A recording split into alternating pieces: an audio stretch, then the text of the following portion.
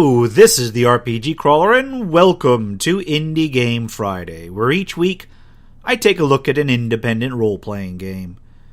This week we have another free-to-play offering in Reflection of a Fallen Feather. Developed and published by Fourpaw Soft, it was supposedly released on January 21st, 2014, but only hit full release very recently, in April 2017. It is currently available for free on Steam, as well as on GameJolt. Reflection of a Fallen Feather is an RPG with an interesting combat and progression system, with some adventure game-style exploration. And I'll admit, that's pretty much all it's got going for it besides the price. But with it being available for free and the character system being interesting enough to check out, I thought a look was merited. The story, such as it is, starts with the main character awakening in a strange place in a body that is not their own.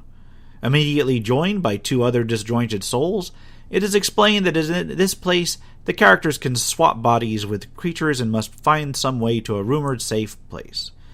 I'll have to admit, I may not be representing this thing right, because I found the intro a little bit confusing, but that seems to be par for all of the writing within it. The basic gameplay is similar to a number of old-school RPGs. You wander around a labyrinthine dungeon and fight enemies. The differences are in the details. The dungeon and general world layout, for instance, is truly labyrinthian. It's going to be easy to get lost. Further, there's a number of puzzles based on obstacles, doors that require switches to get through, hidden passages and niches, one-way water streams that direct you into a particular area, large obstacles that must be shattered with certain tools, pits that drop you to other levels, etc., etc. It is somewhat adventure gamey in this aspect, as you'll be searching individual areas for the tools and methods you need to bypass these obstacles, then doubling back to see what was behind other obstacles of the same type.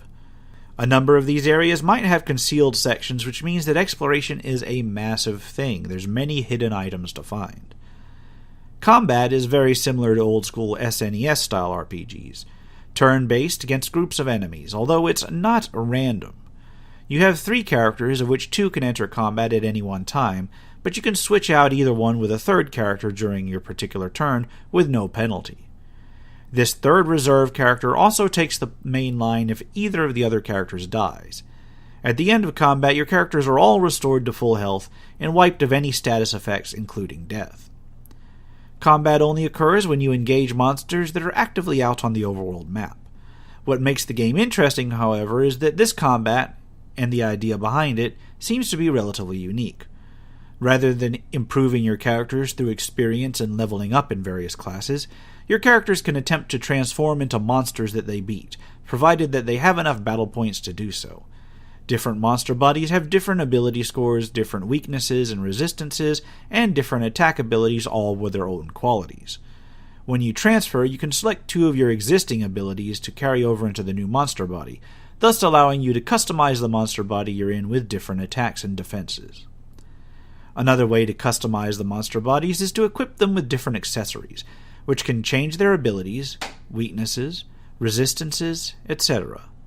Between selecting different monster bodies, carrying over different abilities, and equipping your monsters, this actually makes for quite a bit of control and tweaking over what the makeup of your party is. And this is necessary, because it's likely that if you choose poorly, an enemy with a particular style of attack may repeatedly hit all of your weaknesses and do you in relatively quickly. The ability to see what enemies you are going to face and pick what order to do it in can help alleviate this, since you can strategically switch between bodies to bolster your strengths or eliminate weaknesses if you plan correctly. I honestly just brute forced what combats I encountered in the time that I had to go through it, but I wouldn't recommend that if you're going to do a full playthrough. A lot of the combats were way too close for comfort, and a few I just flat out hit a brick wall with.